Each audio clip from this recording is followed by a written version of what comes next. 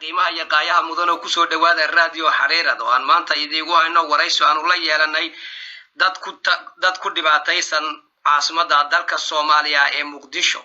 dadkan ayaa waxay ka cabanayaan in dhibaatada ugu weyn uu ku hayo wasiiru dawlaha gaashaandhigga Soomaaliya Maxamed Cali Xagaa iyo xildhibaanada Seynab Axmed Camir. haddaba dadkii oo ka waramayana waatan ku soo dhawow Hodan Cabdullaahi. waan ku dhawahay waan talaaqay shaweynta Ciise. Hodan waxaan kugu soo dhaweynay. Alaykum waalaikum.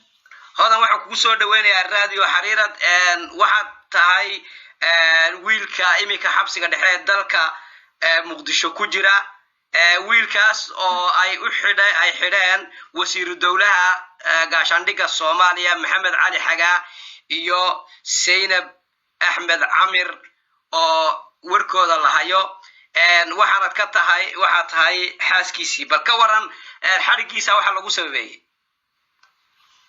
wallahi ninka waa la xiray soo shaqeynaya la xiray waxaana lagu xiray maxaa u hadashaada oo ku xiray ninkaasi. waa maxay waxyaabaha uu ka hadlay ee xariga loo geystay? wuxuu ka hadlay dhibaatada Ciise lagu hayo uu ka hadlay markuu ka hadlayna shaqadiisa loo tagay waana la soo xiray. sida aan ogsoonahay xukuumadda dawladda Soomaaliya waxa ku jira xildhibaano inagay nimatala waxa jira dad golaha sare ku jira dhamaantood waa maxay dhibaatada la inagu hayo oo isagu ka hadlay uu sheegtay imika inagu aad tabanaysiin. hadda ka hor wuxuu ka hadlay meeshan Facebooka maxaa u hadashay oo u hadashaa lagu xiray.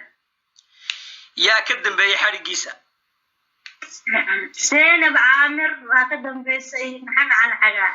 Seynab Axmed Camir waa xildhibaanada ka soo jeeda golaha shacabka Soomaaliyeed.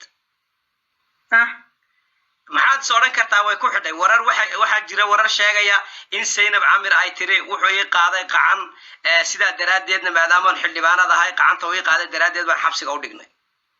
arrimaha maxaad ka Seynab Camir asaga shaqadiisii ugu tagtay. Seynab Camir guriga leedahay gurigeeda ugu tagay baarlamaanka ugu tagay asaga goobtiisa shaqada ugu tagtay dadkana way iska og yihiin marka ninka cadaalad daro ku xiran yahay.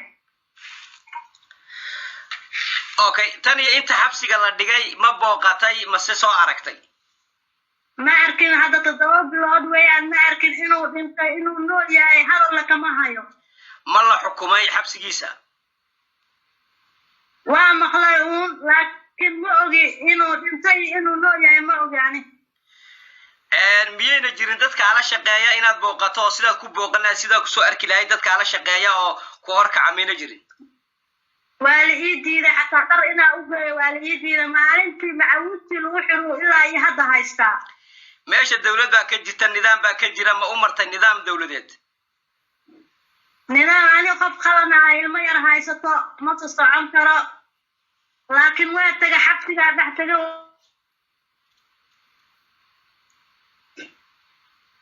Hello. Hello. ma jiraan xildhibaanada ka soo jeeda beesha ma kala hadashay in xabsigiisaas iyo sidii aad u booqan lahayd?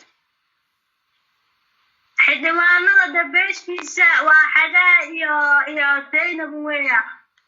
marka dadkii xira weeya. okay marka maxaad imka baaq u diri lahayd way ku dhageysanayaan kulleyba labadaasi maxaad baaq halkan u marin lahayd? waxaan diraa in la ii soo deeyo oo cadaalad la ii furo. beesha Ciise aan u sheegayaa dawladda Farmaajo aan u sheegayaa hal ii soo daayo. okay anaguna baaqa waan ka tabinaa taasi waxay ahayd wiilka xabsiga dhexe ee dalka Muqdisho ku xiran oo lagu eedeeyay inay xidhaan wasiiru dawlaha gaashaandhigga Soomaaliya Maxamed Cali Xagaa iyo xildhibaanad Seynab Axmed Camir. haddaba dhibaatadu intaa kuma koobna waxaa kaloo jira dhibaatooyin ba'an oo ay ku hayaan labada xildhibaan beesha Ciise ee joogta dalka Soomaaliya gaar ahaan caasimada Soomaaliya Muqdisho. haddana waxaan kusoo dhaweynayaa gabadhii ka hadhay xildhibaankii aan idhaahde gabadhii ka hadhay suldaankii hore kusoo dhawow raadiyo xariirad.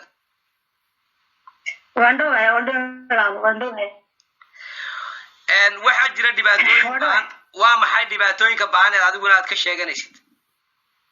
maxamed cali xagaa waa nin dhibaato badan oo ciise dhibaato badan lagu hayo walaalo kursiga 20 sano haysto. aniga 20 sano ninkayga saxiixo loo ahaa xirsi xaaji gaboobe saxiixo loo ahaa. ana maanta ninkaygu dhintay gurigii waa layga soo saartay, dharkii waa layga reebtay, anoo gabacad sito ii soo saaray, shaqadii uu ka shaqaystay ninkayga iiga xoogay. dib badan buu maxamed cali xagaa beeshaan kasoo jeednay yoris muuse nagu haya maxamed cali xagaa.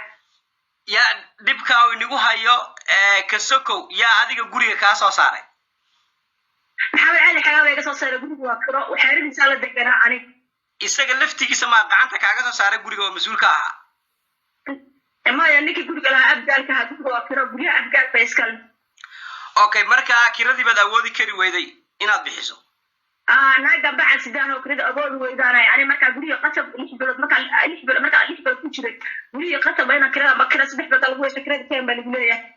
marka wasiirku ma wuxuu ka ahaa mas-uul inuu bixiyo kirada? nacam masiir buu ka ahaa 20 sano ninkii la seexo lahaa markuu ma adayga dhintay waa inuu lacagti kusoo dhac aysabaanka odagayga isagaa xanibay kiradaa siga bixinay isagaa xanibay marka isagaa mas-uul ku ahaa beesha isciisay yoris muse wuxuu isagaa yidhi aabiya hooyo anaa aabiya adeer anaa u ah dibtana isagaa nagu wada isagaa xanibay lacagihii oo dhan isagaa xanibay. hadda imika ma waxaa jira lacaga isagu kaa xanibay oo adigu xaq u leedahay? hadda maya lacagtii ninkii awaalkii baa lacagtiis baa qaatay lacagtii nin axmed xabash leedaho ayaa qaatay lacagtii. axmed xamash waxaa nagu maqaalaa inuu joogo iminka muqdisho ma kala hadasha dhibaatada adiga lagugu hayo? maya ima arki kara raxasho markay dhibaatada socotay waa la sheegay lacagtii isagaa jeebka ugu sugay lacagtii adigu iyo lacagta oo isagaa qaatay wiilashiisii masii gabadhiisii wixiisa laga xamashood aabba ka dhigtaa qaata lacag. ugu dambayntii maxaad halkan baaq ugu marinaysaa? waxaan u marinayaa maxamed cali xagaa ninaan kursiga laga ciise ka tuuro horta ciise ninka 20 sano haystaa dibtana waxaan ugu wada waa isaga. haddoo nin rag ciisa kurasta ka risanaya hadduu xagaa la helo dibta ciisa yoris muse u ka dayn lahaa dibta wuxuu lagu waca ragga yoris muse kurasta ka risanayn. waxaa umaleeyaa garbaha yoris muse dibadda joogo rag yoris dibadda joogo kurastan cillada soo doonta oo warka qaata. inkaas aad baanu kaaga mahadcelinahay inta aad waqtigana siisay. iminkana waxaanu kusoo dhaweynaynaa gabadh ka mid a gabdhaha dulman ee halkaa muqdisho jooga oo iyaduna ka dacwoonaysa maxamed cali xagaa. kusoo dhawow xabiiba. maasha allah. asalaamu calaykum waraxmatullahi. وعليكم السلام ورحمة الله وبركاته. حابب كوسو دوينا راديو حريرة. waxaan nagu maqaalaa inaad isaf dhaafteen gabadhii markaad isaf dhaafteen ka bacdina loo baahday in aabbo maadaama beesha ciise ay halkaa u joogaan maxamed cali xagaa iyo Zainab iyo inta kale la shaqaysa. marka sida aan warka ku hayno waxaad ka dhigatay aabba maxamed cali xagaa si xabsigaaga uu badbaadiyo oo dhibaato ku imanin. muxuu kugu jawaabay markaad aabbaha ka dhigatay? horta walaal macaan aad baan u salaamayaa beesha ciise oo meesha joogta aad baan u salaamayaa dhammaantood. raadiyo xariiradna aad baan u salaamayaa. inta dad baan is-afdhaafnay waxay dhahdeen ilaa xabsiga adinoo tagto uma dayn karno baa la yidhi. waxaa dhi aabbaha ii jooga bal horta xagga aabbaha ii leexiya guriga aabbaha iyaa lay horgeey. maadaama guriga aabbaha lay horgeeyeyna markii aan loo sheegay dhibtayda loo sheegay wuxuu yidhi aniga hooyaday bay dhashayna lama soo dayn karo aba hooyaday hadday albaabka joogto lama soo dayn karo. meeshay u wataan ha u wataan warqadii xabsiga laygu geynayay weli saxeexay xabsiga inaad laygeeyana saasuu ku taxee. maxaad ku caddayn kartaa inuu dhahay ha igu soo daynina hooyadayna mar haddii inaad is afgaadhin? waxaa joogay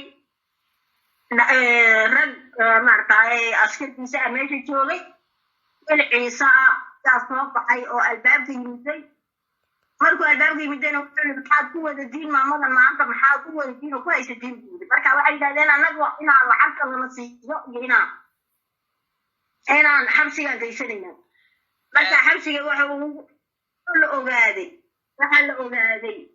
nacam in isagii baa soo yidi macnaha hala geeyo xabsi sidaasaan anigu ku dareemay xabsigii inuu ii saxeexay saasaan ku dareemay miyayna jirin haddii uu isagu sheekadaas uu ku dhaqmayo uu dhibaatada aynigu hayo mayna jirin kuwo kale oo xukuumadda ka tirsan oo xildhibaanada beesha kasoo jeeda marka loo eego beesha ciise xildhibaano 9 gaadhaya ayaa meesha lagu leeyahay miyayna jirin kuwo kale oo dhibaatada inaga caawiya oo inagala hadli kara isaga ka sokow ma jirto horta u kale oo ciise ah oo meesha waa Zaynab aan ku sheegayno oo Zaynab na gurigeeda laba batayso oday kale oo kaamil la yiraahdo isagana gurigiisa laba tay karo marka waxa maanta digle oo meesha joogay maba jirtaba hadii ciise wada yurub joogay ciise jabuuti joogay mid meel kasta joogaanba waxa diglaho maartay maanta kursiga noo soo fadhiisanaya ma hayn ma cadaadis buu na saaray maadaama uu nagu hayaa una qabatay buu nagu hayaa maadaama ka matiin beesha ciise ee hadda ku sugan caasimada dalka Soomaaliya Muqdisho dumar iyo ragna aad tihiin cabashadan aad imika u marinaysaan imika aad sheegaysaan ma u tabiseen meesha dawladda ka jira nidaam baa jira ma u sheegteen dawladda in matasha walaalka iyagu haduudan oo tabin oo nala hadlay dawladdu waxba nooma qaban karto walaalka ay haduu dadka ugu dhigay gurigaaga ugu tagay waxay ka qaban karto dawladdu ma jirto hadda imika waxa jira doorasho soo socota xildhibaano cusub baa la dooranayaa xildhibaanada cusub ka sokow musharaxiin baa la yahay maxaad imika rajaynaysiin in mataqaana xildhibaanadan ay nisii fadhiyaan mise in xildhibaanada xukuumaddu ay naga bedesho anagu waxaan rajaynaynaa insha Allah inaan isbedel cusub qaadano ayaan rajaynaynaa isbedel cusub baan ilaahay ka rajaynaynaa aad iyo aad baan iga mahad celinaa dhammaan team waqtigaadna siiseen waxaan ugu soo dhaweynaynaa raadiyo xariirad mar labaad iyo mar saddexaad wassalaamu calaykum waraxmatullaahi wabarakaatuh